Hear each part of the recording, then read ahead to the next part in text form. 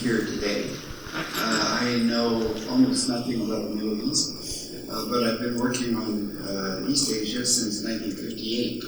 In 1958, I went to Japan, and then it took off and succeeded. And then I visited the Four Little Dragons, and they took off and succeeded. And then I visited China, and they took off and succeeded. So one of my stockbroker friends says, which country are you going to study next? I take no credit for any of the things, but I've had the unusual opportunity of seeing all these countries as they were taking off. The basic message I have about these countries is that compared to England and the United States, where we developed from within and had progress from new inventions and developed gradually, the late developers have studied what went on and then selectively introduced what they could do. I cannot trace in half an hour my entire course that I used to give on industrial East Asia, but I will try to pick the critical changes where I think what the critical time was when they made the changes that enabled them to take off. And I will talk mostly about the post-World War II period, but there was one country that was a late developer already modernizing before World War II, and that, of course, was Japan. And to me, the critical time when Japan took off was the Iwakura mission from December 1871 to 1873. You'll pardon me if I read the text. I know I have little time and I want to be as precise as I could. In 1860, the Japanese had sent a brief mission to the United States and one to Europe in 1862. But these were small missions, not nearly as consequential as the Iwakura mission. Shortly after Emperor Meiji came to power in 1867, Japanese leaders began to select a group of promising young officials to go abroad and learn about developments around the world. When Commodore Perry forced Japan to open, Japanese leaders had been frightened by the West, but by 1867, when Emperor Meiji came to the throne, they decided they would study the West, embrace the modernization process, and Emperor Meiji was only 14 years old when he came to power, but senior officials used to govern the process. The organizers of the Iwakura mission hoped to pave the way for the end of the unequal treaties, but the main purpose was to study all the major aspects of modern Western societies so that Japan could select which way to go about the course of modernization. After visiting various cities in the United States, they visited European countries, England, France, Russia, Belgium, Russia, Germany, Bavaria, Prussia, Denmark, Sweden, Austria, Italy, and Switzerland. On the return, they stopped in Egypt, Aden, Ceylon, Singapore, Vietnam, Hong Kong, and Shanghai. The Japanese placed at the head of the mission Iwakura Tomomi, a nobleman who had been chamberlain to Emperor Meiji's father, Emperor Komei, and who had cooperated with the Meiji Restoration. He provided the status to lead a delegation of young people. The young people were selected because they were considered promising for playing a major role in forming the Meiji government and guiding the work of governmental organization to develop modern industry and modern military. Advanced teams prepared the way for the mission to meet the rulers of various countries, to receive their advice, to visit military facilities, government offices, ports, railways, shipyards, industrial sites, mines, scientific research centers, educational institutions. And after they returned, many people in the mission were in fact placed in the key positions in the government and other institutions. By traveling together, having time on the boat between visiting countries, the delegation had a chance to coordinate their impressions, reach a consensus about many of the things that needed to be done that would enable them to work together after they returned. They also developed priorities for locations in the various countries where young people selected for future positions would go and get further training. In the years after the group returned, the rapporteur of the Iwakura mission, Kuni Take, spent several years writing up the report of their observations and materials that they had collected as a guide for developing institutions to implement what they'd learned. The report helped form the basis for the work of building the government, guiding structural changes to be made in the years following. And then that was the starting point for drafting the Kogyo Ken, Opinions on Promoting Industry, a 30-volume work commissioned by the Ministry of Agriculture and Commerce, completed in 1884, for guiding the development of Japanese industry. To be sure, there were many changes from these basic documents. There were still many disagreements, but Economies Mission, the diary of the Economies Mission, the Opinions on Promoting Industry, provided for the next 2 decades following the mission a well-rounded structure for creating the Constitution, introducing basic changes that transformed Japan and set it on the path of becoming the first industrialized nation in Asia. Now I'll skip to the post-war period and again start with Japan, which was, of course, the first East Asian industrialized country after World War II. Because of the destruction in World War II, they really had to start again. And the American-led occupation that lasted from 45 to 52 set Japan on a very different course from the one they had taken before defeat in 45. The emperor had to acknowledge he was no longer sacred. Japan was not permitted to have a military. Its large economic combines that supported military efforts were broken apart. Democratic elections were used to select officials, and therefore it was set on a very different path. After the occupation in 1952, Japanese political and economic leaders had intense discussions about what structure and policies were appropriate for the new post-war period. If I had to say what was a key turning point in Japan after World War II, I would say it's from 1952 to 1955, because during this period there were intense discussions about which course Japan should take. And then in 1955, the basic institutional structure for the modernization gelled and came together.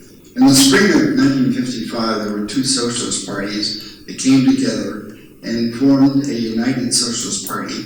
So the business community was very frightened that they would be overtaken and led by socialists. And so they decided that they would bankroll the 2 more conservative parties, the Liberal Party and the Democratic Party.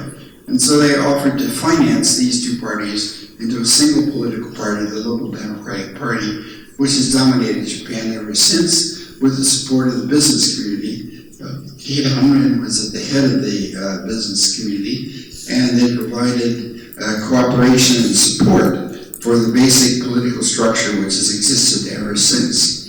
The political party of the Democratic Party decided also they had to give some room for labor.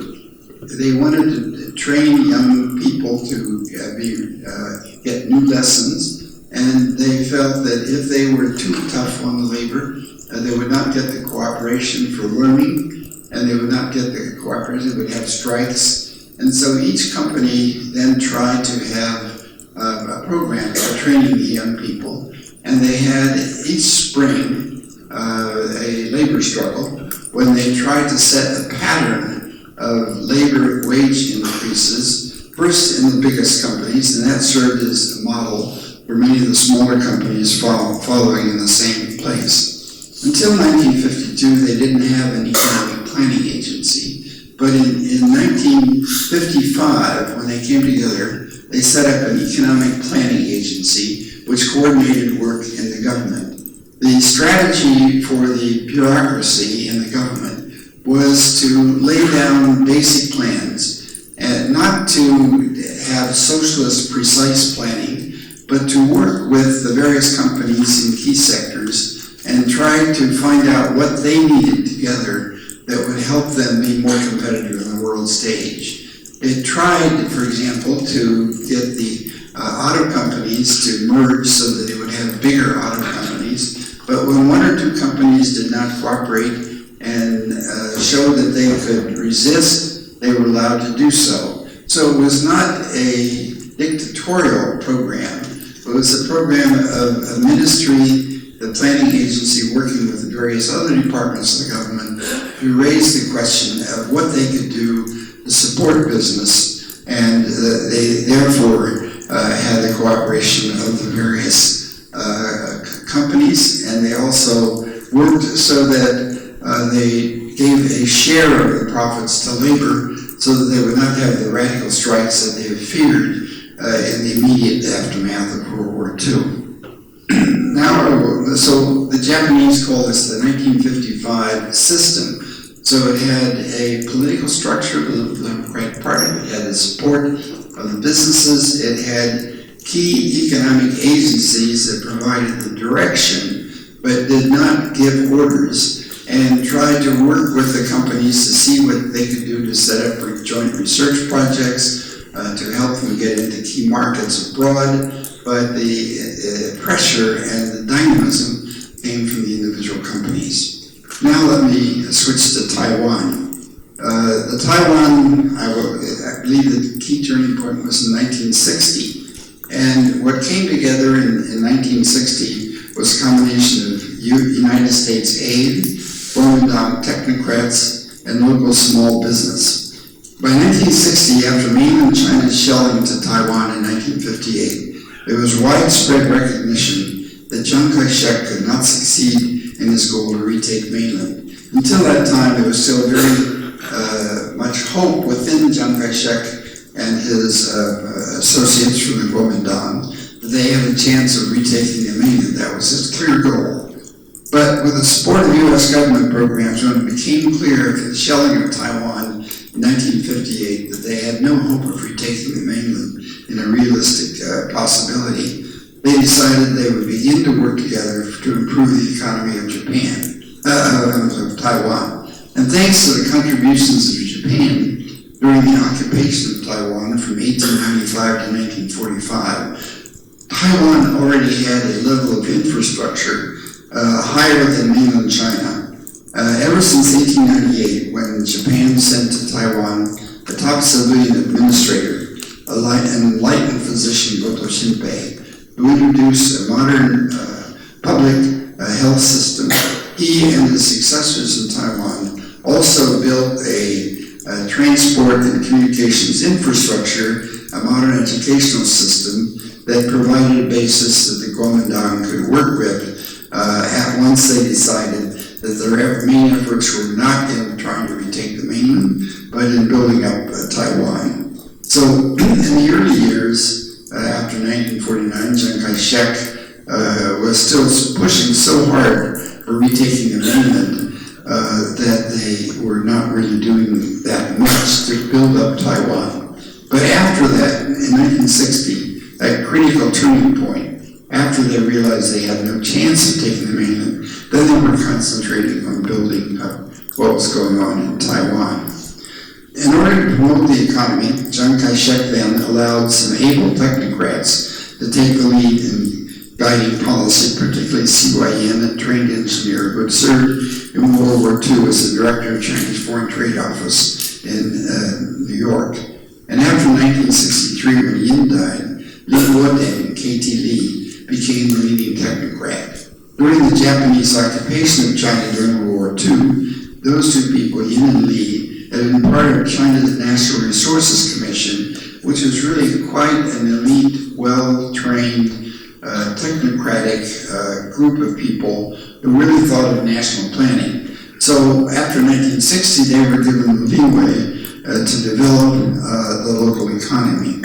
But the transformation of the Taiwan economy was not only from certain large industries, Taiwan shipbuilding and Taiwan steel, but also came from tiny businesses. And there, the key factor was Japanese companies, because as Japan began to take off in the 1960s, its wages were beginning to rise. They wanted to transfer abroad some industrial facilities where they could get cheaper wages. And because they had had such close relations with people in Taiwan during their occupation, there were many people in Taiwan who had worked with the Japanese and could work well with them.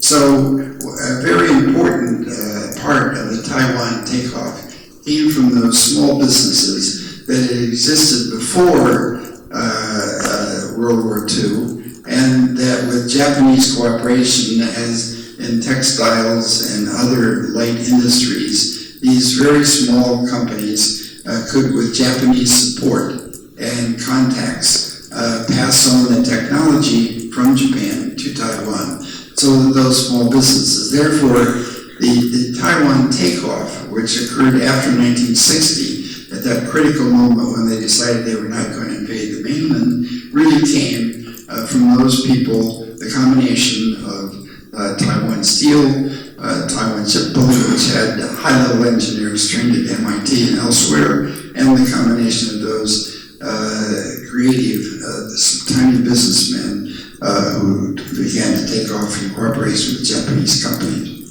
Now let me switch to South Korea. The key turning point, I believe, was Park Chung-hee's taking power in 1961. And this was a very different kind of modernization. It was military-led, with Japanese guidance and the cooperation of large Korean economic institutions, which we know today as the Jaibol. Syngman Rhee, who had been the leader in South Korea before, had an MEI from my institution, Harvard University, in 1908, PhD from Princeton.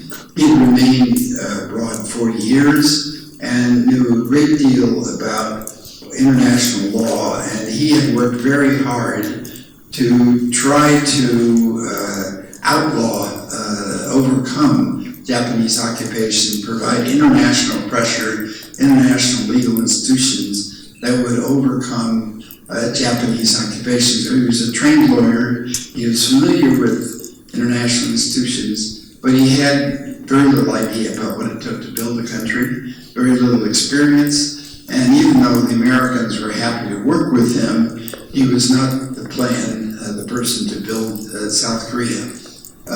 When Park Chung-hee, the general, conducted a coup, he used to say Americans and people around the world were very unhappy that the military was taking over. They thought this was a very terrible thing.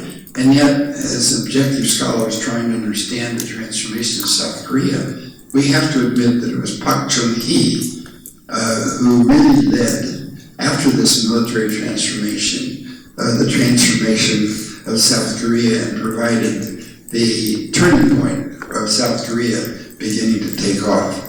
In May 1961, he led some 5,000 troops, a small group of military academy classmates as leaders. It was a bloodless coup that established a military government. He was hated by Korean intellectuals, by liberal politicians, by many American officials who criticized his disregard for human rights. He used his CIA director to control, sometimes to do away with opposition.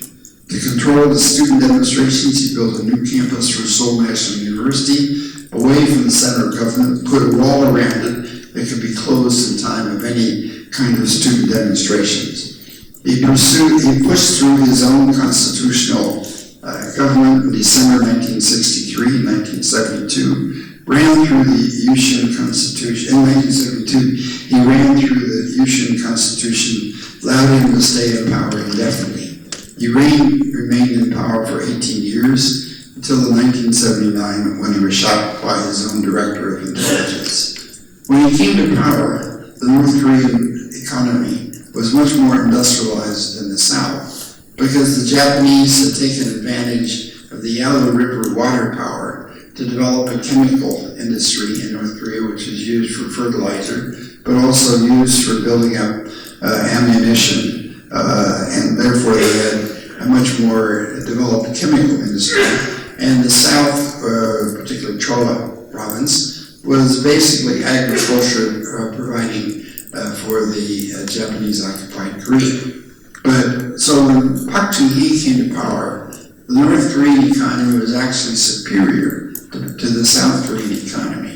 It had more industry, and its economy was doing a little bit better. But Park Chung-hee drew upon the cooperation with Japan much more than cooperation with the United States. He, after all, had been a a military officer in the Japanese-led Manchurian army, and therefore was very familiar with many Japanese friends who, at the same time that they were beginning to pass on industry to Taiwan, were also beginning to pass on industry to South Korea. And the people who led the industrial development in South Korea under Pak Chung-hee were also Japanese-educated people who had contacts with Japanese industry, and therefore the language of business for those people, leaders, was Japanese.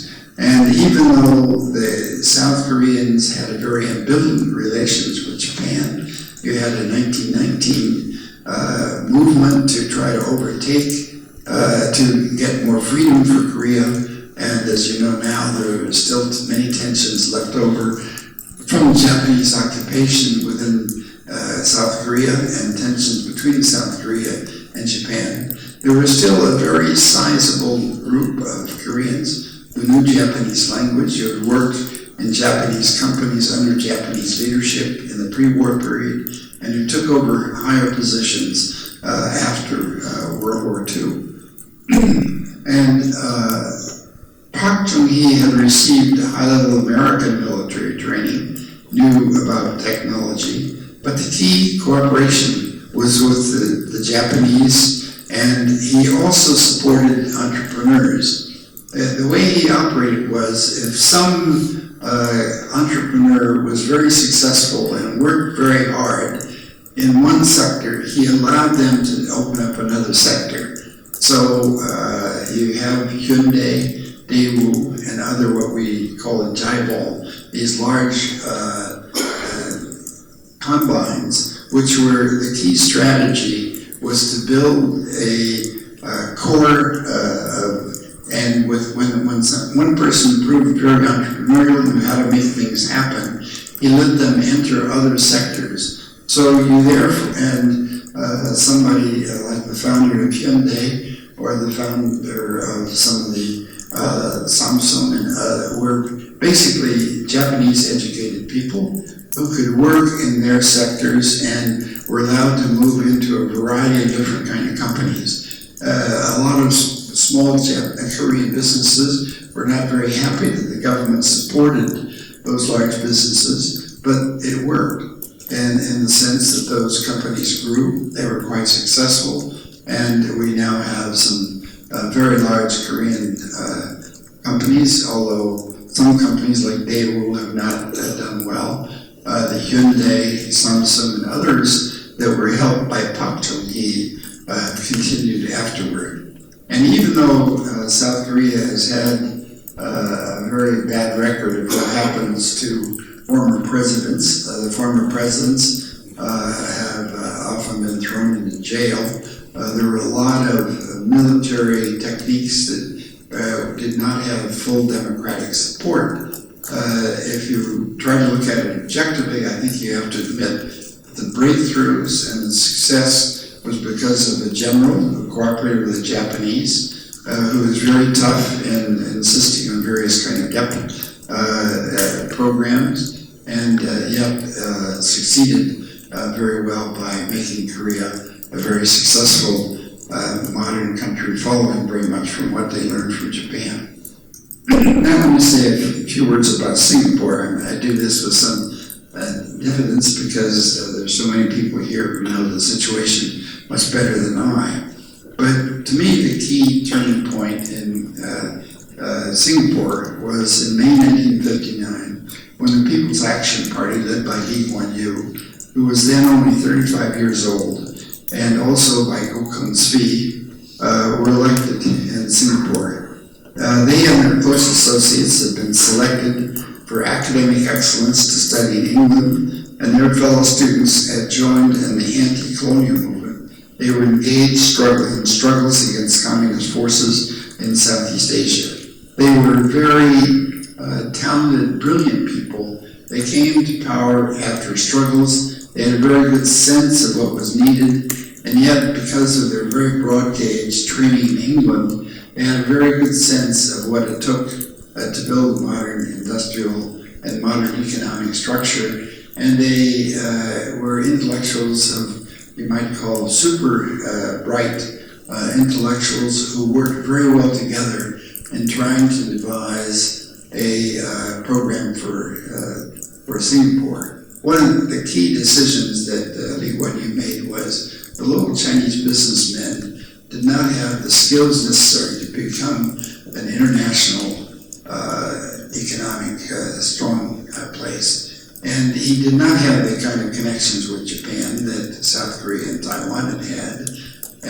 But he invited multinationals to come here because he felt most multinationals could provide the skills that were necessary for building up a good workforce. They could also help supply foreign markets for the goods produced in Singapore.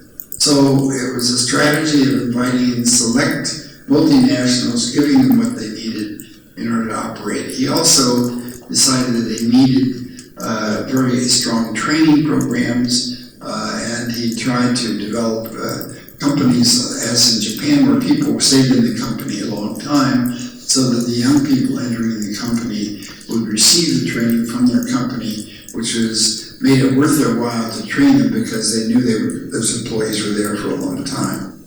Now let me skip to China, to Deng Xiaoping and the reform opening. To me, the critical turning point in China was in December 1978 at the third plenum when Deng Xiaoping came to power.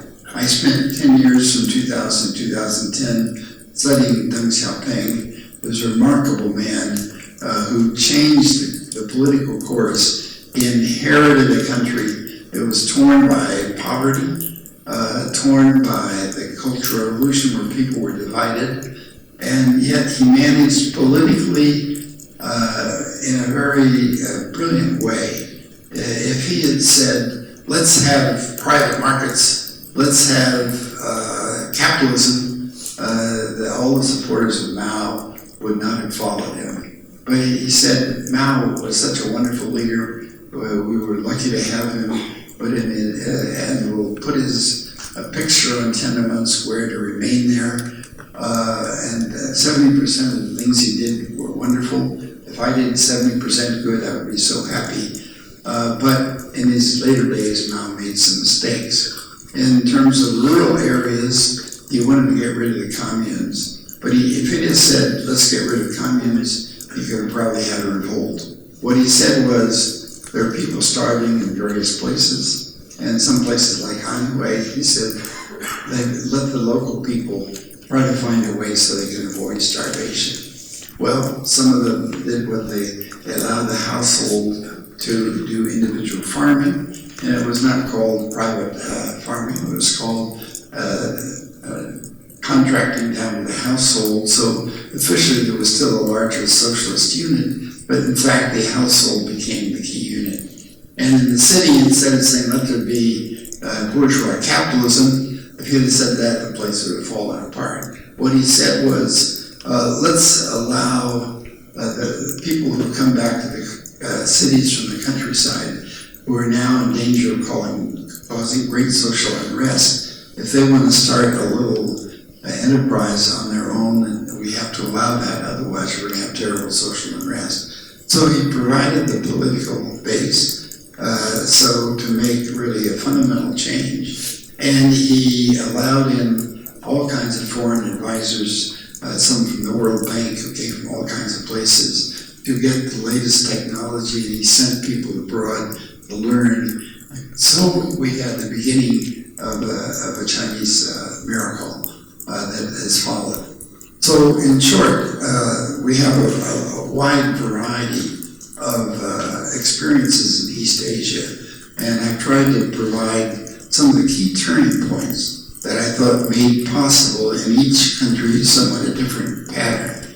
But what I find common in all these patterns is that there were a group of people who provided stability in the country over a number of years. They looked abroad, they studied very carefully, there were technocrats who studied abroad and then tried to think what was an appropriate pattern for their own country, and then to give entrepreneurs and bureaucrats the the leverage to work out plans for the local area, link up to the international economy, and then provide a lot of freedom to the local people to compete as much as they could and to carry on peaceful relations with other countries that made it possible. So that's my 2 cents on East Asian modernization. Thank you very much.